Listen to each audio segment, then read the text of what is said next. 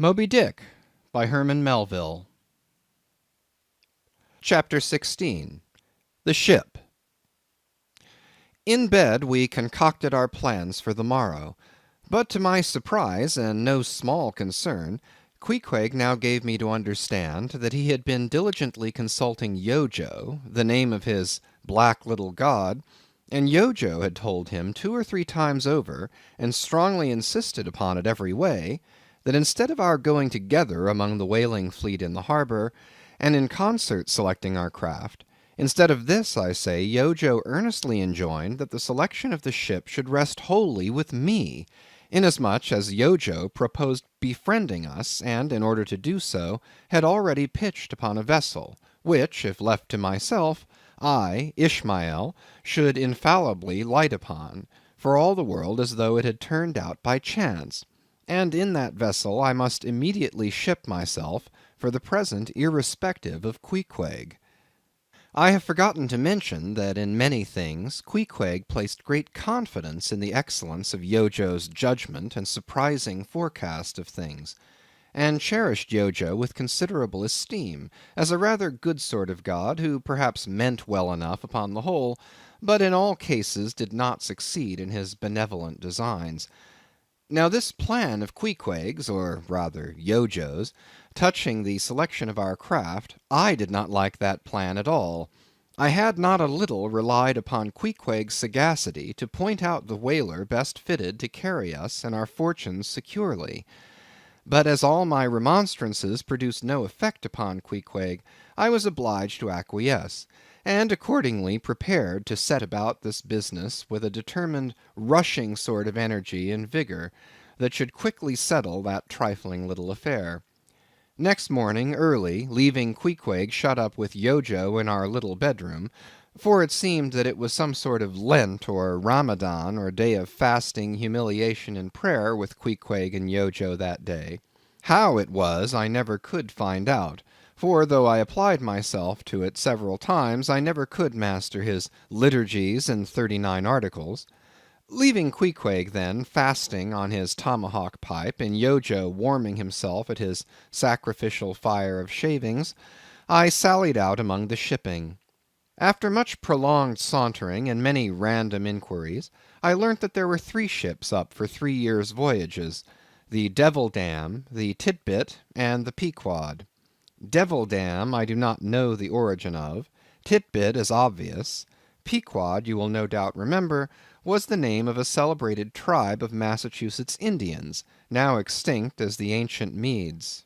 I peered in pride about the Devil Dam, from her hopped over to the Tit-Bit, and finally going on board the Pequod, looked around her for a moment, and then decided that this was the very ship for us. You may have seen many a quaint craft in your day, for aught I know, square-toed luggers, mountainous Japanese junks, butter-box galliots, and what not, but take my word for it, you never saw such a rare old craft as this same rare old Pequod. She was a ship of the old school, rather small if anything, with an old-fashioned claw-footed look about her.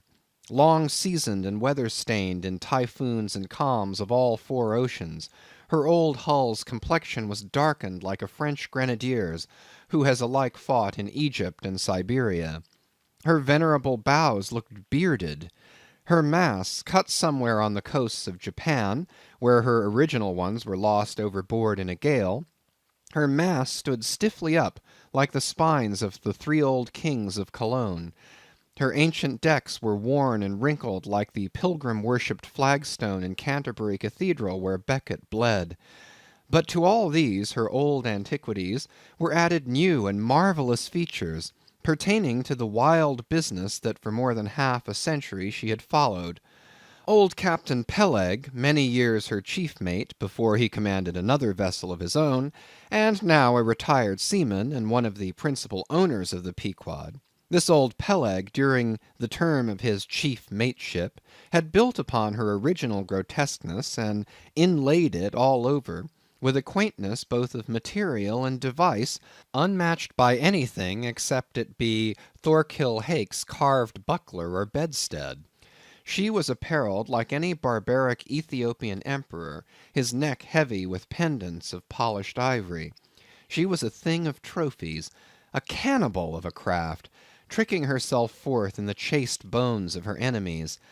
All round her unpanelled open bulwarks were garnished like one continuous jaw, with the long sharp teeth of the sperm whale inserted there for pins to fasten her old hempen thews and tendons to.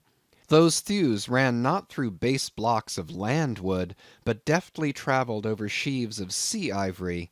Scorning a turnstile wheel at her reverend helm, she sported there a tiller, and that tiller was in one mass, curiously carved from the long, narrow lower jaw of her hereditary foe. The helmsman who steered by that tiller in a tempest, felt like the Tartar when he holds back his fiery steed by clutching its jaw. A noble craft, but somehow a most melancholy. All noble things are touched with that.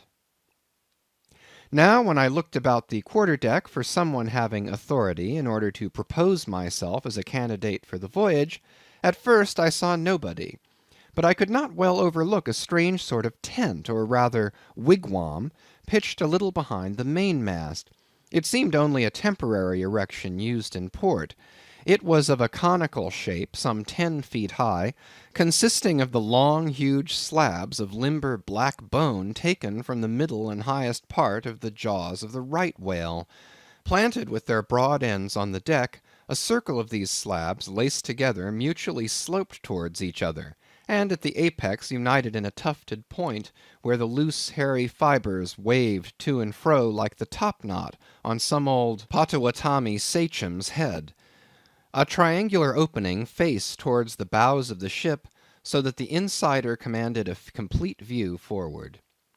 And half concealed in this queer tenement, I at length found one who, by his aspect, seemed to have authority, and who, it being noon, and the ship's work suspended, was now enjoying respite from the burden of command. He was seated on an old-fashioned oaken chair, wriggling all over with curious carving, and the bottom of which was formed of a stout interlacing of the same elastic stuff of which the wigwam was constructed. There was nothing so very particular, perhaps, about the appearance of the elderly man I saw. He was brown and brawny, like most old seamen, and heavily rolled up in blue pilot cloth, cut in the Quaker style.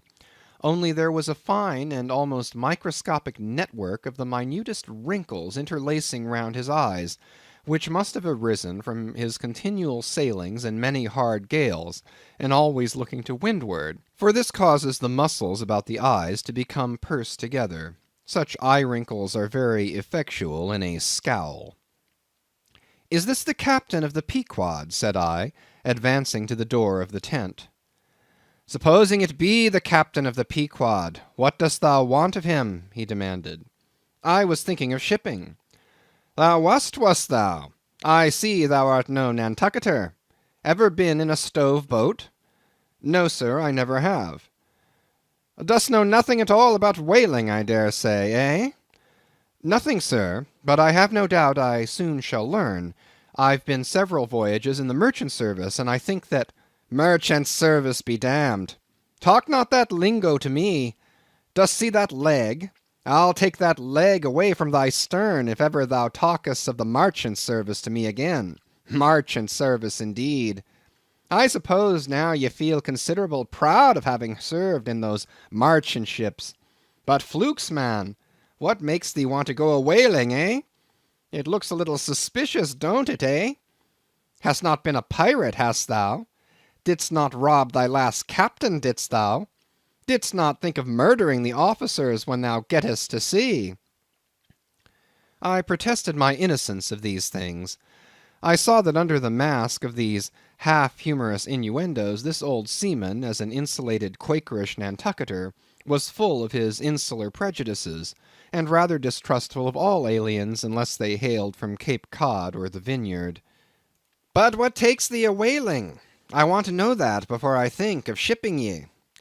"Well, sir, I want to see what whaling is. I want to see the world." "Want to see what whaling is, eh? Have ye clapped an eye on Captain Ahab?" "Who is Captain Ahab, sir?" Aye, aye, I thought so. Captain Ahab is the captain of this ship? I am mistaken then. I thought I was speaking to the captain himself. Thou art speaking to Captain Peleg. That's who you're speaking to, young man.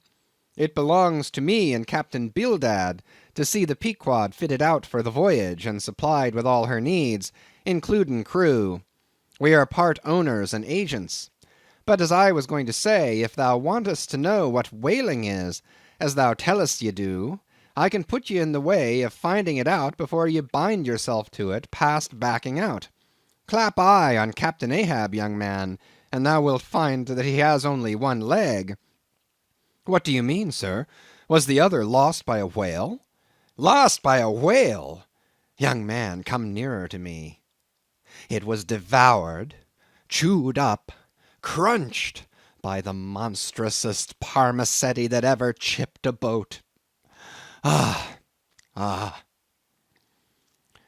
I was a little alarmed by his energy, perhaps also a little touched at the hearty grief in his concluding exclamation, but said as calmly as I could, "What you say is no doubt true enough, sir, but how could I know there was any peculiar ferocity in that particular whale?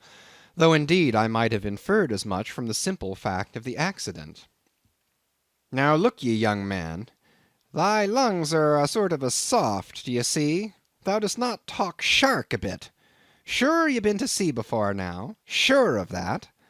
"Sir," said I thought I told you that I had been 4 voyages in the merchant—" "Hard down on that!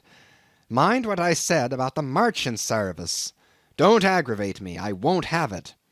But let us understand each other. I have given thee a hint about what whaling is.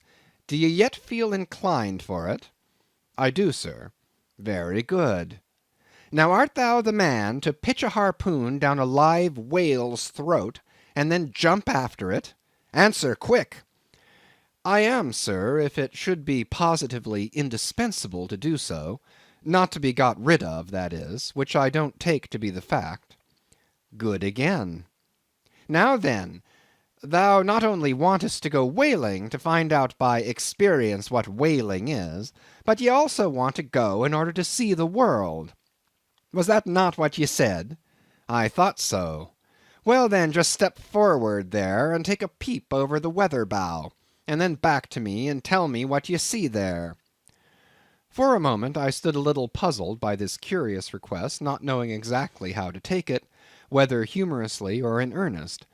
But concentrating all his crow's feet into one scowl, Captain Peleg started me on the errand. Going forward and glancing over the weather bow, I perceived that the ship swinging to her anchor with the flood tide was now obliquely pointing towards the open ocean. The prospect was unlimited, but exceedingly monotonous and forbidding, not the slightest variety that I could see. "Well, what's the report?" said Peleg when I came back. "What did you see?" "Not much," I replied. "Nothing but water. Considerable horizon, though, and there's a squall coming up, I think." "Well, what dost thou think, then, of seeing the world? Do you wish to go round Cape Horn to see any more of it, eh? Can't you see the world where you stand?" I was a little staggered, but go a whaling I must, and I would, and the Pequod was as good a ship as any, I thought the best, and all this I now repeated to Peleg. Seeing me so determined, he expressed his willingness to ship me. "And thou mayest as well sign the papers right off," he added. "Come along with ye." And so saying, he led the way below deck into the cabin. Seated on the transom was what seemed to me a most uncommon and surprising figure. It turned out to be Captain Bildad, who, along with Captain Peleg, was one of the largest owners of the vessel, the other shares, as is sometimes the case in these ports, being held by a crowd of old annuitants, widows, fatherless children, and chancery wards, each owning about the value of a timber head or a foot of plank or a nail or two in the ship. People in Nantucket invest their money in whaling vessels the same way that you do yours in approved state stocks bringing in good interest. Now Bildad, like Peleg, and indeed many other Nantucketers, was a Quaker, the island having been originally settled by that sect. and to this day its inhabitants in general retain in an uncommon measure the peculiarities of the Quaker, only variously and anomalously modified by things altogether alien and heterogeneous. For some of these same Quakers are the most sanguinary of all sailors and whale hunters. They are fighting Quakers. They are Quakers with a vengeance. So that there are instances among them of men who, named with Scripture names, a singularly common fashion on the island, and in childhood naturally imbibing the stately dramatic thee and thou of the Quaker idiom, still from the audacious daring and boundless adventure of their subsequent lives, strangely blend with these unoutgrown peculiarities a thousand bold dashes of character not unworthy of a Scandinavian sea king or a poetical pagan Roman. And when these things unite in a man of greatly superior natural force, with a globular brain and a ponderous heart, who has also by the stillness and seclusion of many long night watches in the remotest waters, and beneath constellations never seen here at the North, been led to think untraditionally and independently, receiving all nature's sweet or savage impressions fresh from her own virgin, voluntary, and confiding breast, and thereby chiefly, but with some help from accidental advantages, to learn a bold and nervous lofty language, that man makes one in a whole nation's census, a mighty pageant creature formed for noble tragedies. Nor will it at all detract from him, dramatically regarded, if either by birth or other circumstances he have what seems a half wilful overruling morbidness at the bottom of his nature. For all men tragically great are made so through a certain morbidness. Be sure of this, O young ambition, all mortal greatness is but disease. But as yet we have not to do with such a one, but with quite another, and still a man who, if indeed peculiar, it only results again from another phase of the Quaker, modified by individual circumstances. Like Captain Peleg, Captain Bildad was a well-to-do, retired whaleman. But unlike Captain Peleg, who cared not a rush for what are called serious things, and indeed deemed those selfsame serious things the veriest of all trifles, Captain Bildad had not only been originally educated according to the strictest sect of Nantucket Quakerism, but all his subsequent ocean life, and the sight of many unclad lovely island creatures round the Horn, all that had not moved this native-born Quaker one single jot, had not so much as altered one angle of his vest. Still, for all this immutableness, there was some lack of common consistency about the worthy Captain Bildad.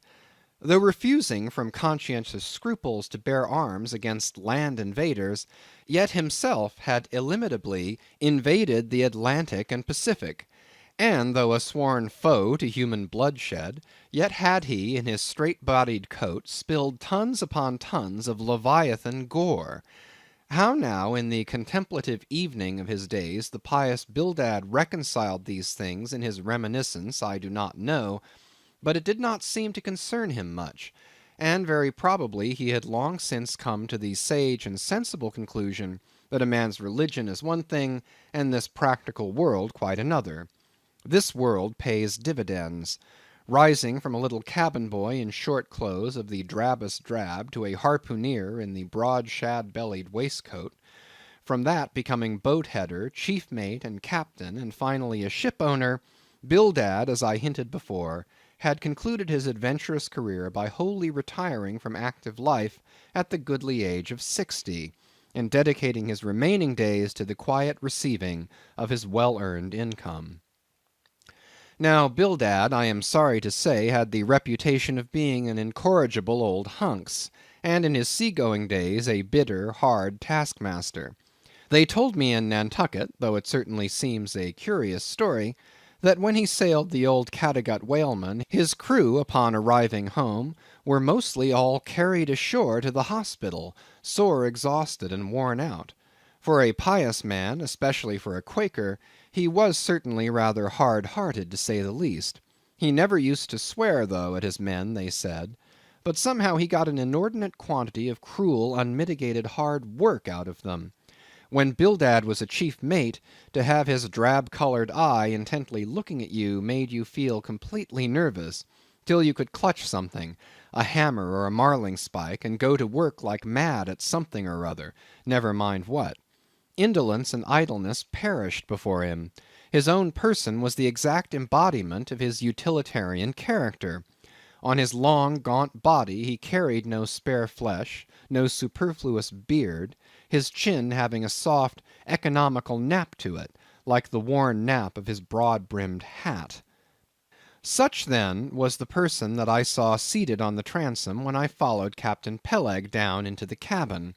The space between the decks was small, and there bolt upright sat old Bildad, who always sat so, and never leaned, and this to save his coat tails. His broad brim was placed beside him, his legs were stiffly crossed, his drab vesture was buttoned up to his chin, and spectacles on nose, he seemed absorbed in reading from a ponderous volume. "Bildad!" cried Captain Peleg. "At it again, Bildad, eh? You've been studying those scriptures now for the last 30 years, to my certain knowledge. How far you get, Bildad?" As if long habituated to such profane talk from his old shipmate, Bildad, without noticing his present irreverence, quietly looked up, and seeing me, glanced again inquiringly towards Peleg. "He says he's our man, Bildad," said Peleg. "He wants to ship." "Dost thee?" said Bildad in a hollow tone, and turning round to me. "I dost," said I unconsciously, he was so intense a Quaker. "What do ye think of him, Bildad?" said Peleg. "He'll do," said Bildad, eyeing me, and then went on spelling away at his book in a mumbling tone quite audible. I thought him the queerest old Quaker I ever saw, especially as Peleg, his friend and old shipmate, seemed such a blusterer. But I said nothing, only looking round me sharply. Peleg now threw open a chest, and drawing forth the ship's articles, placed pen and ink before him, and seated himself at a little table. I began to think it was high time to settle with myself at what terms I would be willing to engage for the voyage. I was already aware that in the whaling business they paid no wages, but all hands, including the captain, received certain shares of the profit, called lays, and that these lays were proportioned to the degree of importance pertaining to the respective duties of the ship's company. I was also aware that being a green hand at whaling, my own lay could not be very large, but considering that I was used to the sea, could steer a ship, splice a rope, and all that, I made no doubt that from all I had heard I should be offered at least the 275th lay, that is, the 275th part of the clear net proceeds of the voyage, whatever that might eventually amount to. And though the 275th lay was what they call a rather long lay, yet it was better than nothing, and if we had a lucky voyage, might pretty nearly pay for the clothing I would wear out on it, not to speak of my 3 years' beef and board, for which I would not have to pay 1 stiver. It might be thought that this was a very poor way to accumulate a princely fortune, and so it was, a very poor way indeed. But I am one of those that never take on about princely fortunes, and am quite content if the world is ready to board and lodge me, while I am putting up at this grim sign of the thundercloud. Upon the whole, I thought that the 275th lay would be about the fair thing, but I would not have been surprised if I had been offered the 200th, considering I was of a broad-shouldered make. But one thing, nevertheless, that made me a little distrustful about receiving a generous share of the profits was this. Ashore I had heard something of both Captain Peleg and his unaccountable old crony Bildad, how that they being the principal proprietors of the Pequod, therefore the other and more inconsiderable scattered owners left nearly the whole management of the ship's affairs to these two, and I did not know but what the stingy old Bildad might have a mighty deal to say about shipping hands, especially as I now found him on board the Pequod, quite at home there in the cabin, and reading his Bible as if at his own fireside. Now, while Peleg was vainly trying to mend a pen with his jackknife, old Bildad, to my no small surprise, considering that he was such an interested party in these proceedings, Bildad never heeded us, but went on mumbling to himself out of his book, "Lay not up for yourselves treasures upon earth, Well, Captain Bildad, interrupted Peleg, what do you say? What lay shall we give this young man? Thou knowest best, was the sepulchral reply. The 777th wouldn't be too much, would it? Where moth and rust do corrupt, but lay... Lay, indeed, thought I, and such a lay. The 777th? Well, old Bildad, you are determined that I, for one, shall not lay up many lays here below, where moth and rust do corrupt. It was an exceedingly long lay, that indeed, and though from the magnitude of the figure it might at first deceive the landsman, yet the slightest consideration will show that though 777 is a pretty large number, yet when you come to make a tenth of it, you will see, as I say, that the 777th part of a farthing is a good deal less than 777 gold doubloons, and so thought I at the time. I blast your eyes, Bildad, cried Peleg. Thou dost not want to swindle this young man. He must have more than that. 777th, again said Bildad, without lifting his eyes, and then went on mumbling, for where your treasure is, there will your heart be also. I am going to put him down for the 300th, said Peleg. Do you hear that, Bildad? The 300th lay, I say. Bildad laid down his book, and turning solemnly towards him, said, Captain Peleg, thou hast a generous heart, but thou must consider the duty thou owest to the other owners of this ship, widows and orphans, many of them, and that if we too abundantly reward the labours of this young man, we may be taking bread from those widows and those orphans. The 777th lay, Captain Peleg. Thou Bildad, roared Peleg, starting up and clattering about the cabin. Blast ye, Captain Bildad, if I had followed thy advice in these matters, I would afore now had a conscience to lug about that would be heavy enough to founder the largest ship that ever sailed round Cape Horn. Captain Peleg, said Bildad steadily, thy conscience may be drawing 10 inches of water or 10 fathoms, I can't tell. But as thou art still an impenitent man, Captain Peleg, I greatly fear lest thy conscience be but a leaky one, and will in the end sink thee foundering down to the fiery pit, Captain Peleg. Fiery pit? Fiery pit? Ye insult me, man. Past all natural bearing ye insult me. It's an all-fired outrage to tell any human creature that he's bound to hell. Flukes and flames, Bildad, say that again to me, and start my soul bolts, I'll swallow a live goat with all his hair and horns on.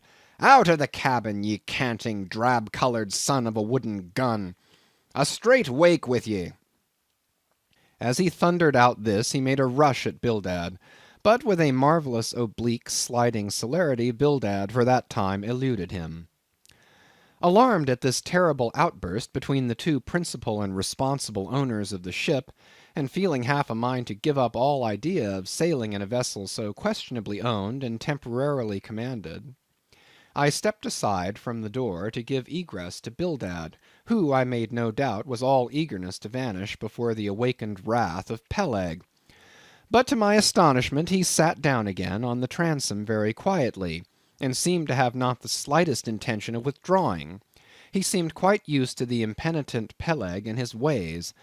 As for Peleg, after letting off his rage as he had, there seemed no more left in him, and he too sat down like a lamb, though he twitched a little as if still nervously agitated. Whew! He whistled at last. The squall's gone off to leeward, I think. Bildad, thou used to be good at sharpening a lance. Mend that pen, will you? My jackknife here needs the grindstone. That's he, thank you, Bildad. Now then, my young man, Ishmael's thy name, didn't you say? Well then, down you go here, Ishmael, for the 300th lay. Captain Peleg, said I have a friend with me who wants to ship too. Shall I bring him down tomorrow? To be sure, said Peleg. Fetch him along and we'll look at him. What lay does he want? Groaned Bildad, glancing up from the book in which he had again been burying himself. Ah, never mind about that, Bildad, said Peleg. Has he ever whaled at any? Turning to me. Killed more whales than I can count, Captain Peleg. Well, bring him along, then. And after signing the papers, off I went, nothing doubting but that I had done a good morning's work, and that the Pequod was the identical ship that Yojo had provided to carry Queequeg and me round the Cape. But I had not proceeded far when I began to bethink me that the captain with whom I was to sail yet remained unseen by me, though indeed in many cases a whale ship will be completely fitted out, and receive all her crew on board ere the captain makes himself visible by arriving to take command; for sometimes these voyages are so prolonged, and the shore intervals at home so exceedingly brief, that if the captain have a family, or any absorbing concernment of that sort, he does not trouble himself much about his ship in port, but leaves her to the owners till all is ready for sea. However, it is always as well to have a look at him before irrevocably committing yourself into his hands. Turning back, I accosted Captain Peleg, inquiring where Captain Ahab was to be found. "And what dost thou want of Captain Ahab? It's all right enough, thou art shipped." "Yes, but I should like to see him." "But I don't think you wilt be able to at present. I don't know exactly what's the matter with him, but he keeps close inside the house, a sort of sick, and yet he don't look so. In fact, he ain't sick, but no, he isn't well either.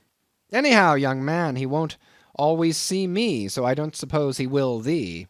He's a queer man, Captain Ahab, so some think, but a good one. Oh, thou'lt like him well enough, no fear, no fear. He's a grand, ungodly, godlike man, Captain Ahab. Doesn't speak much, but when he does speak, then you may well listen. Mark ye, be forewarned. Ahab's above the common. Ahab's been in colleges, as well as mongst the cannibals, been used to deeper wonders than the waves, fixed his fiery lance in mightier, stranger foes than whales. His lance, aye, the keenest and the surest that out of all our isle. Oh, he ain't Captain Bildad, no, and he ain't Captain Peleg, he's Ahab, boy. And Ahab of old, thou knowest, was a crowned king. And a very vile one. When that wicked king was slain, the dogs, did they not lick his blood? Come hither to me. Hither, hither, said Peleg, with a significance in his eye that almost startled me. Look ye, lad, never say that on board the Pequod. Never say it anywhere. Captain Ahab did not name himself. 'Twas a foolish, ignorant whim of his crazy, widowed mother, who died when he was only 12 months old. And yet the old squaw Tistig at Gayhead said that the name would somehow prove prophetic. And perhaps other fools like her may tell thee the same. I wish to warn thee, it's a lie. I know Captain Ahab well. I've sailed with him as mate years ago. I know what he is, a good man. Not a pious good man like Bildad, but a swearing good man, something like me, only there's a good deal more of him. Aye, aye, I know that he was never very jolly, and I know that on the passage home he was a little out of his mind for a spell, but it was the sharp shooting pains in his bleeding stump that brought that about, as any one might see. I know too that ever since he lost his leg last voyage by that accursed whale, he's been a kind of moody, desperate moody, and savage sometimes, but that will all pass off. And once for all, let me tell ye and assure thee, young man, it's better to sail with a moody good captain than a laughing bad one. So good-bye to thee, and wrong not Captain Ahab, because he happens to have a wicked name. Besides, my boy, he has a wife, not 3 voyages wedded, a sweet, resigned girl. Think of that. And by that sweet girl that old man has a child. Hold ye then, can there be any utter, hopeless harm in Ahab? No, no, my lad. Stricken, blasted if he be, Ahab has his humanities. As I walked away, I was full of thoughtfulness. What had been incidentally revealed to me of Captain Ahab filled me with a certain wild vagueness of painfulness concerning him, and somehow at the time I felt a sympathy and a sorrow for him, but for I don't know what, unless it was the cruel loss of his leg. And yet I also felt a strange awe of him, but that sort of awe which I cannot at all describe, was not exactly awe. I do not know what it was, but I felt it, and it did not disincline me towards him, though I felt impatience at what seemed like mystery in him, so imperfectly as he was known to me then. However, my thoughts were at length carried in other directions, so that for the present dark Ahab slipped my mind. End of chapter 16.